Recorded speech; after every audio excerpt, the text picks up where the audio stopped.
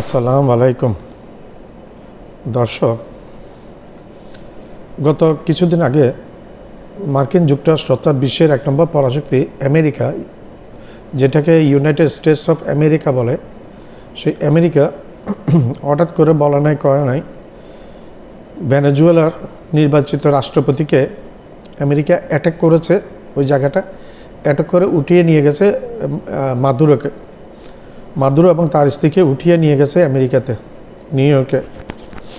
সেখানে গিয়ে বিচারের আওতায় নিয়ে আসছে।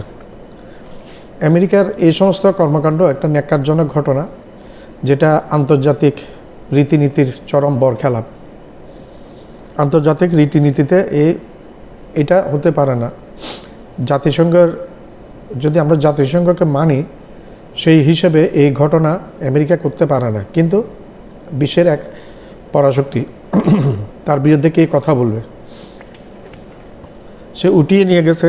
এই ঘটনা অন্যান্য যে ছোট দেশগুলো, তাদের জন্য একটা অশনের সংকেত, একটি বার্তা দিচ্ছে আমেরিকা, ট্রাম্প। এখন আমরা বিচার করি মাদুরোকে যেভাবে উঠিয়ে নিয়ে গেছে, সেই আলোকে মাদুরোর সেনাবাহিনী অনেক শক্তিশালী, অনেক বেশি অস্ত্র আছে মাদুরোর কাছে।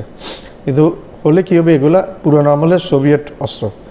আমেরিকার অত্যাধুনিক অস্ত্রের কাছে এগুলো বিন্দুমাত্র টিকে থাকতে পারে না, যার কারণে উঠিয়ে নিয়ে গেছে মাদুরোকে ভেনেজুয়েলা থেকে যে আমেরিকাতে। ভেনেজুয়েলা অর্থনীতি এত খারাপ না। ভেনেজুয়েলা কিন্তু খনিজ সম্পদে ভরপুর একটি দেশ। ইউক্রেন থেকে অনেক বেশি উন্নত ভেনেজুয়েলার অর্থনীতি, আমরা যেটা শুনেছি। এখন যেভাবে মাদুরোকে উঠিয়ে নিয়ে গেছে তার বউ সমেত, এটা আমেরিকা বিশ্ববাসীকে চোখে আঙুল দিয়ে দেখিয়ে দিয়েছে, তোমরা করলে এইভাবে করতে হবে। এখন আমরা এই উঠিয়ে নিয়ে যাওয়ার পরে ভেনেজুয়েলার জন্য নিন্দা প্রস্তাব করেছে রাশিয়া এবং চীন, উত্তর কোরিয়া। এখন তারা এর বাইরে কিছু করতে পারে না। এখন আমরা সেই ঘটনা যদি উত্তর কোরিয়া প্রেসিডেন্ট কিম জং উনের সাথে হয়, তাহলে কি হতে পারে? প্রথমত, উত্তর কোরিয়া এবং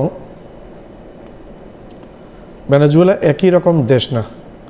ভেনেজুয়েলার কাছে পারমাণবিক অস্ত্র নাই, আর উত্তর কোরিয়ার কাছে কিম জংয়ের কাছে পারমাণবিক অস্ত্র আছে, এবং পারমাণবিক অস্ত্রের বোতাম তার হাতের নাগালে সবসময় থাকে। এবং বিশাল এক মিসাইল বাহিনী আছে, তার অনেক লং রেঞ্জ মিসাইল আছে, যেগুলি 9টি পর্যন্ত ওয়ারহেড, বিভিন্ন টাইপের ওয়ারহেড বহন করে নিয়ে যেতে পারে। এবং এগুলি সরাসরি আমেরিকার লস অ্যাঞ্জেলস, ক্যালিফোর্নিয়া, নিউ ইয়র্কে আঘাত করে ফেলতে পারে। চিন্তা করুন, 9টা ওয়ারহেড যদি একটা মিসাইলের মাধ্যমে গিয়ে যদি পড়ে, আমেরিকার মতো দেশের অস্তিত্বের সংকট হয়ে যাবে। তো আমেরিকা এই ভেনেজুয়েলার আর কিউবার মধ্যে, এই ভেনেজুয়েলা আর উত্তর কোরিয়ার মধ্যে পার্থক্য আছে। উত্তর কোরিয়ার পাশে চীন অবস্থিত, পরাশক্তি চীন অবস্থিত। চীন চাইবে না তার দোরগোড়ায় আমেরিকা এসে শাসন করুক। উত্তর কোরিয়াকে যদি আক্রমণ করতে যায় আমেরিকা, তার আগে কিম তার মিসাইল পাঠিয়ে দিবে, আঘাত করবে মিসাইল গিয়ে আমেরিকার লস অ্যাঞ্জেলস বিভিন্ন শহরে। তো সেই রিস্ক আমেরিকা নিবে। এত পাগল আমার মনে হয় না আমেরিকা সেই এত বড় পাগল। আর তাকে প্রোটেকশনের জন্য চীনও আছে পাশে, রাশিয়াও তাকে সাহায্য করবে। উত্তর কোরিয়ার সাথে গুড রিলেশন বিটুইন উত্তর কোরিয়া, চায়না অ্যান্ড রাশিয়া। তো এখন উত্তর কোরিয়াকে আঘাত করা মানে এটা জেনে শুনে একটি পারমাণবিক যুদ্ধের দিকে আহ্বান করা আমেরিকার, যেটা আমেরিকা কিছুতে চাইবে না এবং সম্ভব না আমেরিকার। কারণ উত্তর কোরিয়া যদি তার মিসাইলগুলো ছড়ে নিউক্লিয়ার ওয়ারহেডে, আমেরিকার অস্তিত্ব থাকবে না, নষ্ট হয়ে যাবে। আর দুনিয়ার অস্তিত্ব প্রশ্নের সম্মুখীন হয়ে যাবে। তখন এই যুদ্ধের সাথে শরিক হয়ে যাবে চায়না এবং রাশিয়া, তাদের অস্তিত্বের কারণে। তো এটা কিছুতেই সম্ভব হবে না এই আমেরিকার পক্ষে। নাইলে আমেরিকা অনেক আগে করে নিত। আর উত্তর কোরিয়ার নিচে হচ্ছে পুরো পারমাণবিক নিউক্লিয়ার ওয়ারহেডযুক্ত বাংকার, এবং ভিতরে পুরো কোরিয়াটাই ভিতরে বাংকারে ইরানের মতো বাংকারে পরিপূর্ণ, যার কারণে এই বাংকারগুলো আবার নিউক্লিয়ার পারমাণবিক বোম দিয়ে ধ্বংস করা সম্ভব নয়। তো আর উত্তর কোরিয়া কিম কখন কোথায় থাকে সেটা কেউ বলতে পারে না, কখন কোথায় যায় কোথায় থাকবে।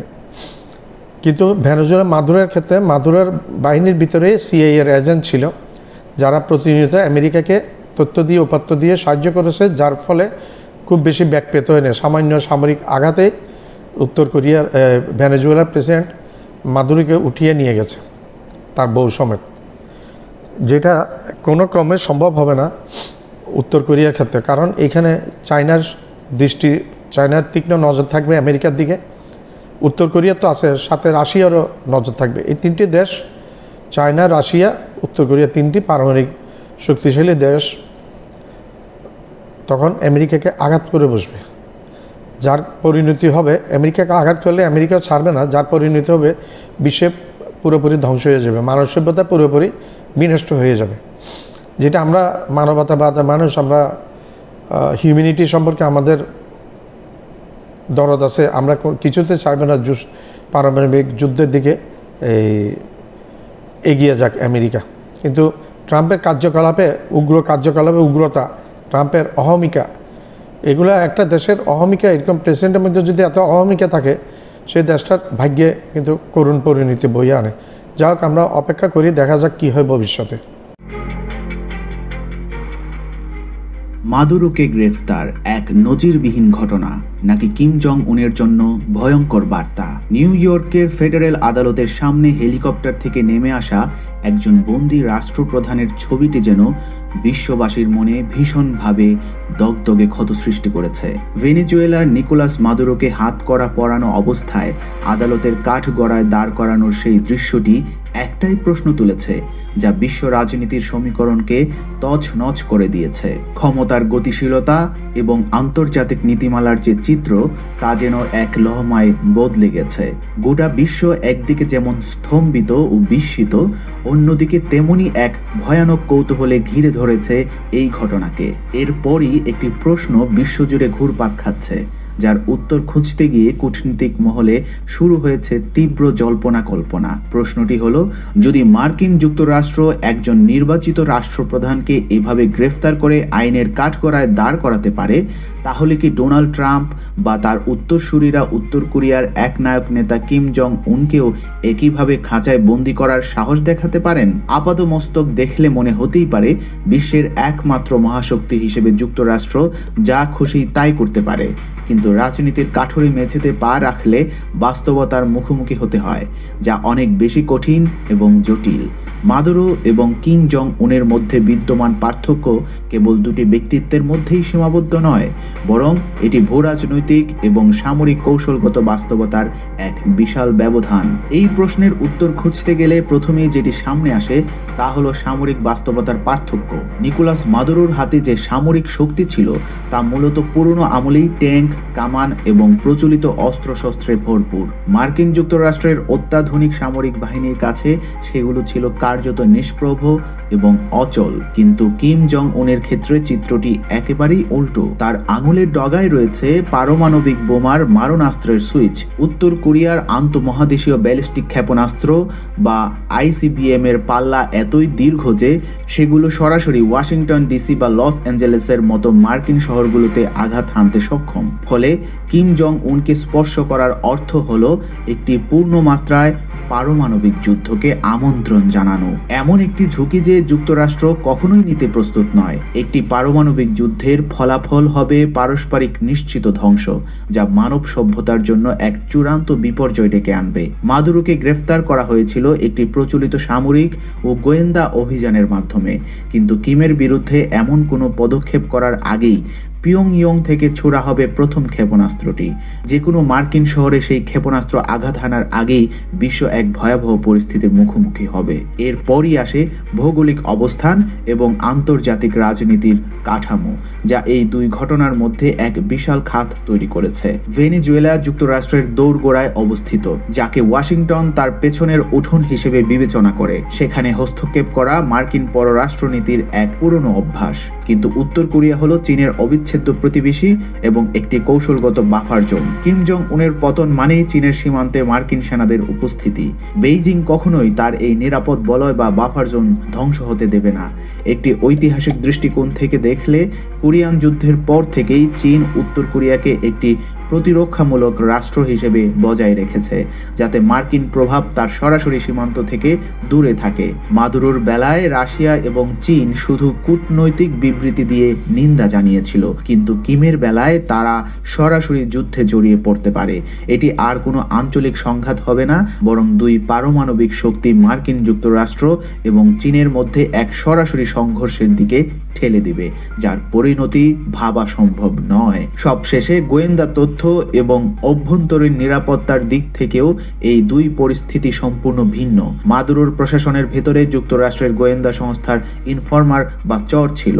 তারা অভ্যন্তরীণ খবর সংগ্রহ করতে এবং অভিযানের পরিকল্পনা করতে সক্ষম হয়েছিল, কিন্তু উত্তর কোরিয়া বিশ্বের সবচেয়ে বড় ব্ল্যাক হোল বা কৃষ্ণ গহ্বর হিসেবে পরিচিত।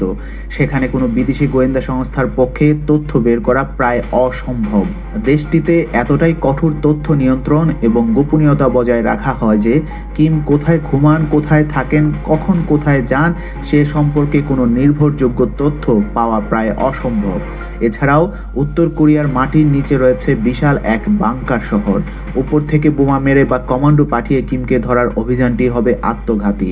এই ভূগর্ভস্থ দুর্গগুলো এতটাই সুরক্ষিত যে সেগুলো পারমাণবিক আঘাত সহ্য করতে সক্ষম বলেই ধারণা করা হয়। এই সমস্ত কারণে বিশ্লেষকরা মনে করছেন মাদুরোর মতো কিম জং উনকে ধরে খাঁচায় বন্দি করা প্রায় অসম্ভব। মাদুরোর গ্রেফতার যদিও মার্কিন ক্ষমতার এক প্রদর্শনী বটে, তবে এটি একটি বিচ্ছিন্ন ঘটনা, যার পেছনে কোনো পারমাণবিক হুমকি বা মহাশক্তির সম্ভাব্য সংঘাত ছিল না। কিন্তু কিম জং উনের বিরুদ্ধে একই ধরনের অভিযানের চেষ্টা করা মানে বিশ্বযুদ্ধের ঝুঁকি নেওয়া।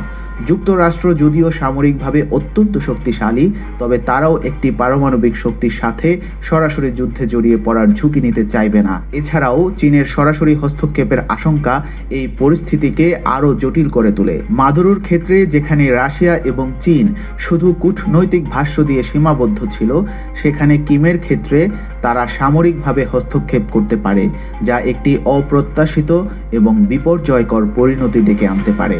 সুতরাং নিউ ইয়র্কের আদালতে মাদুরোর সেই চিত্র যতই বিস্ময়কর হোক না কেন, উত্তর কোরিয়ার পরিস্থিতি সম্পূর্ণ ভিন্ন। আমার চ্যানেলটা লাইক করবেন, শেয়ার করবেন, সাবস্ক্রাইব করবেন, বেল আইকনটা প্রেস করবেন, সাবস্ক্রাইব করতে ভুলবেন না। আবার বলছি, আমার চ্যানেলটা লাইক করবেন, শেয়ার করবেন, সাবস্ক্রাইব করবেন, বেল আইকনটা প্রেস করবেন, সাবস্ক্রাইব করবেন, সাবস্ক্রাইব করবেন, সাবস্ক্রাইব করবেন, সাবস্ক্রাইব করতে ভুলবেন না।